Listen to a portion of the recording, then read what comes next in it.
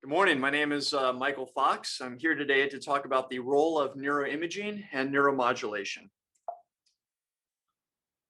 My disclosures, I do have some intellectual property on the topics I'll be discussing today, but do not collect any royalties on that, and my funding sources are listed.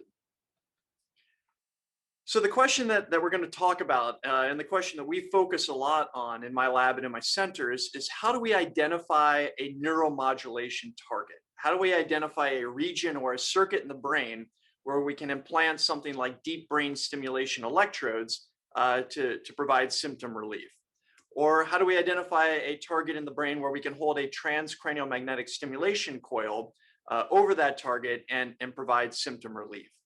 And identifying these neuromodulation targets, these spots in the brain that are causally linked to symptoms that we can modulate to cause an improvement in symptoms is not necessarily straightforward. I'd say the most straightforward or intuitive approach to identifying neuromodulation targets has been neuroimaging of symptomatic patients. If you want to identify what part of the brain is abnormal in depression, the most intuitive thing in the world is to take patients with depression, put them in different types of functional scanners, see where the abnormalities are, and then use those abnormalities as a neuromodulation target to make depression better. And this is not just true for depression. This is any neuropsychiatric symptom that we might want to treat. And this approach, neuroimaging of symptomatic patients to localize neuropsychiatric symptoms and identify neuromodulation targets, has dominated the field of functional imaging and dominated our approach to neuromodulation for multiple decades. But there's one problem with neuroimaging of symptomatic patients, and that is no matter how large your cohort size gets or how powerful your scanners get, in the end, you're usually looking at correlates of the symptoms that you're trying to treat, not the causes of the symptom. Now, symptom correlates can be fine if what you want is a biomarker of who's likely to get the symptom. But when you want a neuromodulation target, this issue of causality becomes critically important. Because if the neuroimaging abnormality is causing the symptom, well, then using neuromodulation might have a causal effect on making the symptom better. But if it's compensating for the symptom, you could actually have the opposite effect that you want. Or if it's just an incidental correlate of the symptom or a risk factor for the symptom, then neuromodulation targeting that neuroimaging correlate might have no effect on the symptom at all. Because of this, we've shifted our focus to causal sources of information for localizing neuropsychiatric symptoms in the human brain, with the goal of using these causal sources of information to identify neuromodulation targets. And when you focus on causal mapping of human brain function or causal mapping of neuropsychiatric symptoms, there's actually a very finite number of things or finite sources of information that allow you to do this. And by far the dominant approach for mapping symptoms in a causal way has been brain lesions. So this is the classic approach to lesion-based localization. You take three patients, patient one, patient two, patient three, that all have a new onset neuropsychiatric symptom after focal brain damage. And in every single one of these patients, there is a causal link between the location of the brain damage and the resulting symptom.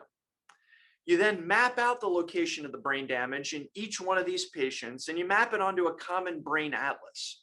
You then look for intersection in these three lesion locations. What's common between these three lesions that all produced a common symptom? And that intersection gives you a very strong causal link between damage to this particular location in the brain and the resulting neuropsychiatric symptom. And this is actually something that was done multiple times in depression that led to our transcranial magnetic stimulation target for depression in the left dorsolateral prefrontal cortex. Now, the problem is that this is how lesion-based localization is supposed to work. When you actually do this, more often than not, this is what happens. You map out the lesion location in three different patients that all cause the same symptom, and the lesion locations don't overlap. There's no one brain region that's consistently damaged that leads to a particular symptom. And this happens in depression, but this happens for almost any other neuropsychiatric symptom that you might want to look at. Fundamentally, lesions causing the same symptom don't tend to map to one specific brain region. Most lesions that cause Broca's aphasia don't hit the left inferior frontal cortex or Broca's area. Most lesions that cause disruption in memory do not hit the hippocampus. And so you're left scratching your head trying to figure out what the common localization is for these lesions that all cause the same symptom. Well, that's where we're going to turn to the human brain connectome. This is an extremely valuable resource that's been built through a neuroimaging collaboration over the last couple of decades. And the human brain connectome is essentially a wiring diagram of the human brain. You can put people in an MRI scanner and look at water diffusion and use that data to reconstruct the major white matter pathways in the human brain, or an anatomical wiring diagram that's shown there on the left. You can also put people in an MRI scanner and look at spontaneous fluctuations in blood oxygenation. This is the classic fMRI signal that we do for preoperative mapping, where you can have people tap their fingers and see what lights up. But rather than have them tap their fingers, you can just look at spontaneous fluctuations in brain activity and use that spontaneous activity to map out functional brain networks, something that we call functional connectivity. And we can use this anatomical wiring diagram and this functional wiring diagram as an atlas of how the human brain is connected. So let's turn back to our problem of lesion-based localization. We know that there's a causal link between each one of these locations of brain damage and the new onset symptom.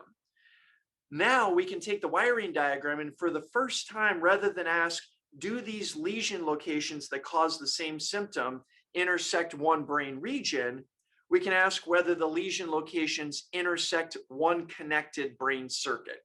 So the logic is the same. It's just rather than looking for a regional intersection, we're seeing if lesions that cause the same symptom map to a common brain network or brain circuit. And so let me show you how we do this in practice. This is actually the index case that launched this entire field that we call lesion network mapping. So this was a patient that came in with acute onset visual hallucinations following a lesion to her medial thalamus. And she was seen by a clinician named Aaron Bose, who wanted to understand why this lesion location in the medial thalamus could cause acute onset visual hallucinations. And he knocked on my door and said, "Hey, Mike, I think this might have something to do with brain connectivity. Can we use this human connectome to see what this lesion location is connected to and see if that helps us understand this patient's symptoms?" So he took the lesion location and then turned to a connectome database, functional connectivity from 1,000 normal subjects. And I want to emphasize that because he never put this patient in a scanner to look at their connectivity or their spontaneous activity. And in fact, if you were to put this patient in a scanner, you could not do functional connectivity with the lesion location because this tissue's dead.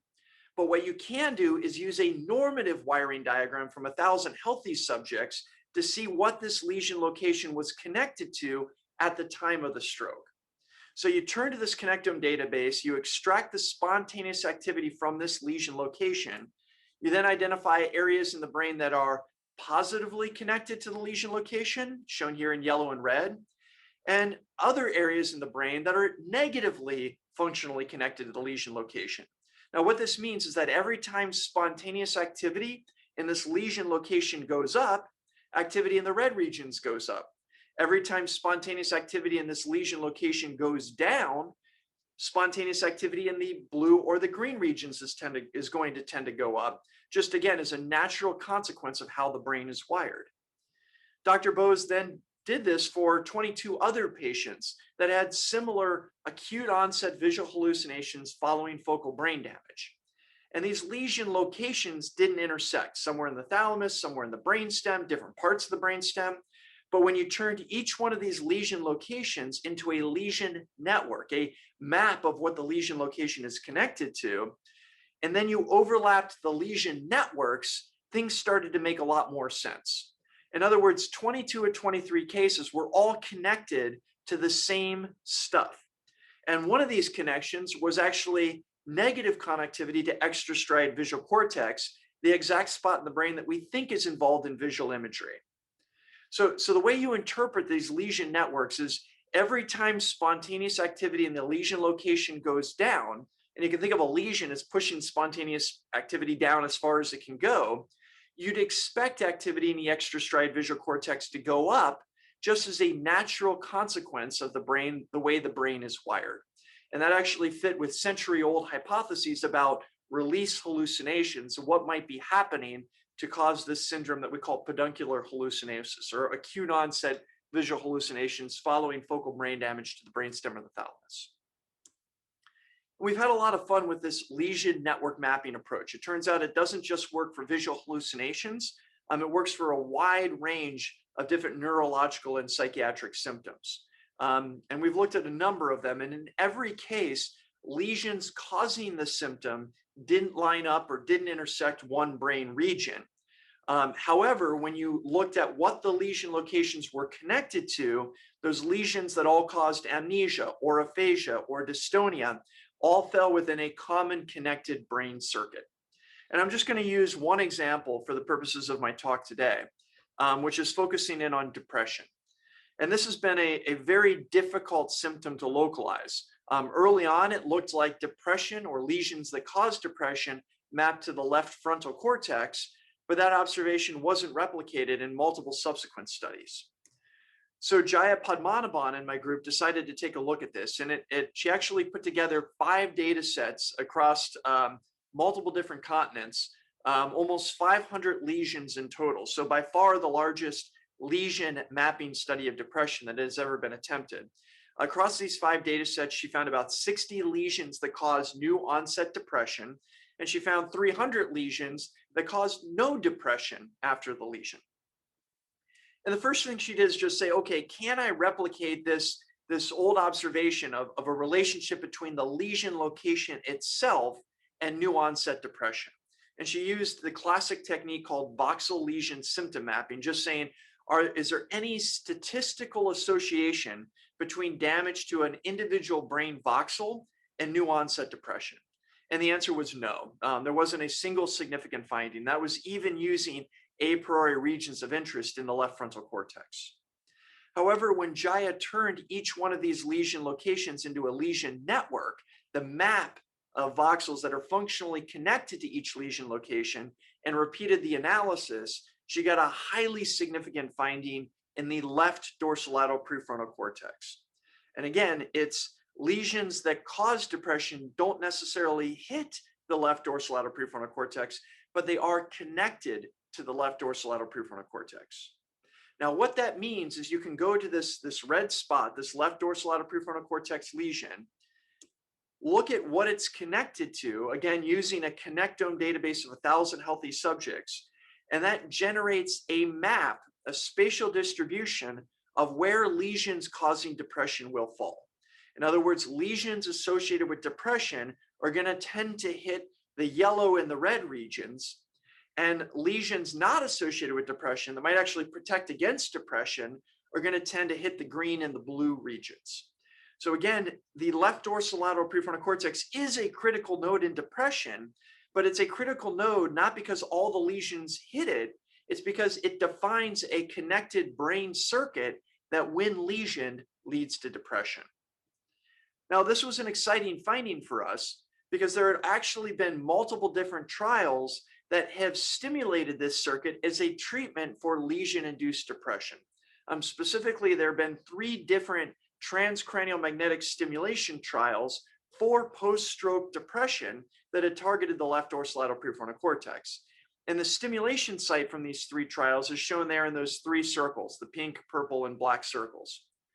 Now, the reason this finding is important is it suggests that you can use lesions that cause a particular symptom and the human connectome to map out those lesions to a brain circuit, and then use that circuit as a therapeutic target for neuromodulation for symptom relief. And that leads me into brain stimulation. So we talked about one causal source of information that allows us to map out brain circuits causally linked to particular symptoms that can then lead to neuromodulation targets. But a potentially even more direct approach is to use brain stimulation itself as a causal source of information. And just like focal brain damage gives us a causal link between the location of the lesion and a new onset symptom, focal brain stimulation can give us a causal link between the stimulation site and symptom relief. And there are multiple different types of therapeutic neuromodulation that you can apply this technique to. Deep brain stimulation, its major use is Parkinson's disease. Transcranial magnetic stimulation is a non-invasive form of neuromodulation. Its major use is depression.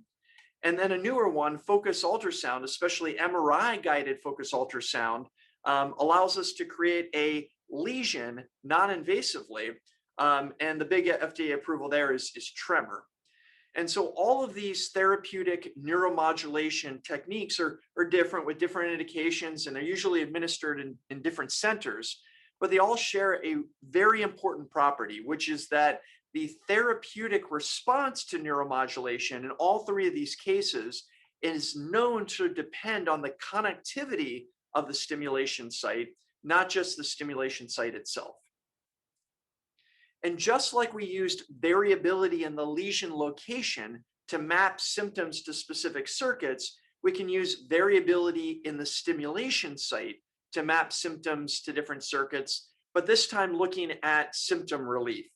So this is an example of deep brain stimulation for Parkinson's disease, targeting the subthalamic nucleus, which you see there with the white outline, the yellow structure. And you can see that even though the surgeon was targeting the same structure in all of these patients, the DBS electrodes don't end up in exactly the same location.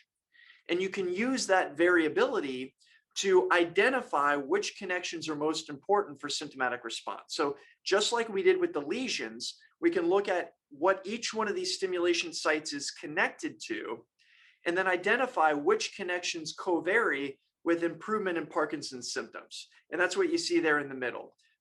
The positive or the warm colors are areas that the more connected you are, the more benefit you get for Parkinson's symptoms. The cool colors are sites where the more negatively connected you are, the more benefit you get in the Parkinson's symptoms.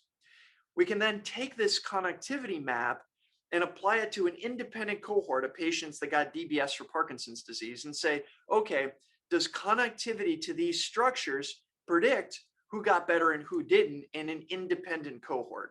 The answer was yes, it did. You can do this for multiple other deep brain stimulation indications. So I already showed you the map for Parkinson's disease, but you can do the same thing for DBS for essential tremor, mapping out which connections are important for tremor relief. And you can map out which connections are important for obsessive compulsive disorder. You can do this using resting state functional connectivity or using structural connectivity in DTI. And there's a nice review by Andreas Horn going through the multiple different DBS indications where people have used this connectivity-based approach to identify what is the network target or the set of connections that we needed to hit with our DBS electrode to provide symptom benefit. I'm now going to move into transcranial magnetic stimulation. And again, it's exactly the same setup. There's variability in the stimulation site across different patients. Some patients get better with respect to their antidepressant response, other patients do not. And we can identify which connections are important for antidepressant response. Now, in the case of TMS for depression, we had a very clear a priori hypothesis that connectivity between the frontal stimulation site and the limbic system was going to be important. And so we could test that theory by looking at connectivity of each patient's stimulation site to the limbic system, specifically the subgenual cingulate, and see if that predicted who got better. And sure enough, it did. And in fact, we weren't the only ones to be testing this hypothesis.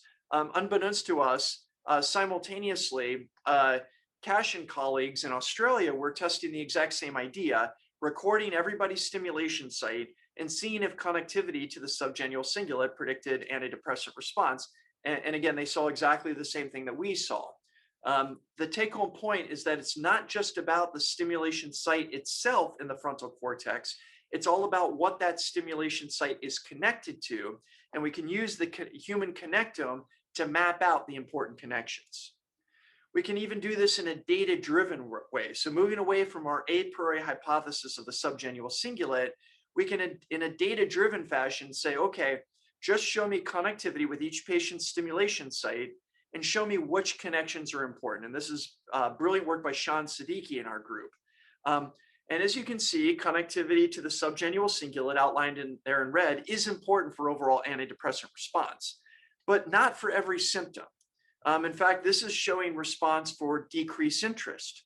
But if you map out each individual depression symptom, you get different maps. These are the connections that you need to hit to improve feelings of failure. Here are the connections that you need to hit to improve sleep dysregulation. And what Sean noticed is that when he mapped out these different symptoms, he saw two different patterns. He had to hit one set of connections to improve things like sadness, anhedonia, or decreased concentration, but a different set of connections to improve things like interest in sex, sleep, or indecisiveness. And that led to two different sets of connections that you need to hit with your TMS coil to affect two different sets of depression symptoms.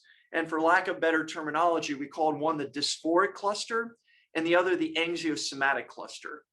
And you can actually take these sets of connections and map out where the spots are in the frontal cortex that best hit the connections that you need to stimulate to improve dysphoric symptoms, or the set of connections that you need to hit to improve anxiosomatic symptoms.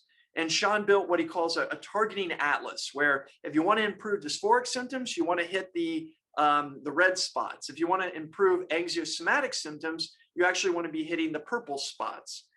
And that's led to a prospective trial that Sean has just launched, testing the hypothesis that you can stimulate different sites in the frontal cortex to selectively improve different symptoms of depression. I'm going to leave you with one finding where a lot of people have asked, okay, you can map out circuits for, let's say, depression based on brain lesions, and you can map out circuits for antidepressant response based on DBS electrolocations or TMS stimulation sites. But do these different causal sources of information converge? Because if we're right, you should be able to combine brain lesions and different types of brain stimulation and triangulate a causal substrate for a given neuropsychiatric symptom that gives you an even stronger causal link to that symptom. And that's exactly what Sean Siddiqui has done recently, again, focused on depression, where he took 5 lesion cohorts, 4 TMS cohorts, and 5 DBS DBS cohorts, all of whom have data on depression scores either after their lesion, after their TMS, or after their DBS.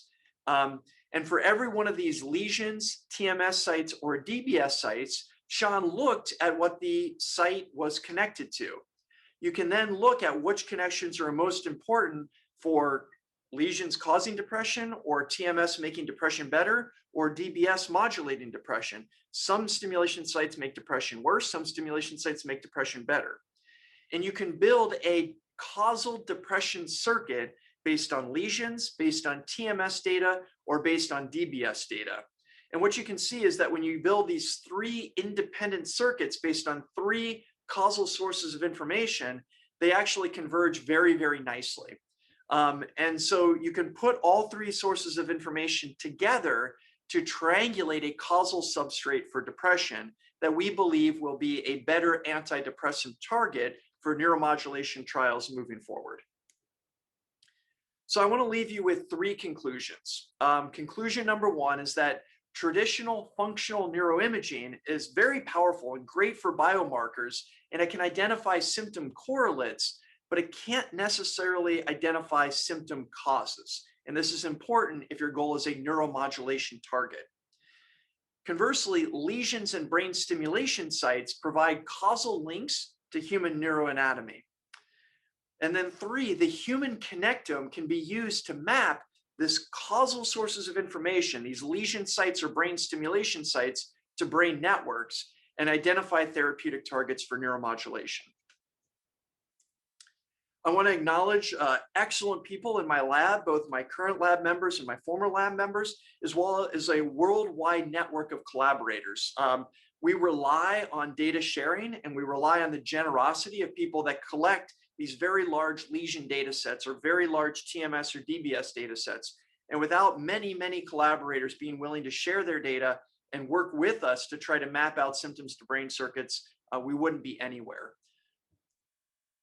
I want to acknowledge my new center at Brigham and Women's Hospital, the Center for Brain Circuit Therapeutics, which is a brilliant collection of neurologists, psychiatrists, neuroradiologists, and neurosurgeons, all working together to take this brain circuit mapping approach into the clinic and improve neuromodulation treatments based on brain circuit mapping. And at this point, I'll take any questions. And you can reach me by email, on Twitter, or via the web if you would like to ask a question not in the current venue. Thank you so much for your attention. It was a pleasure to be here.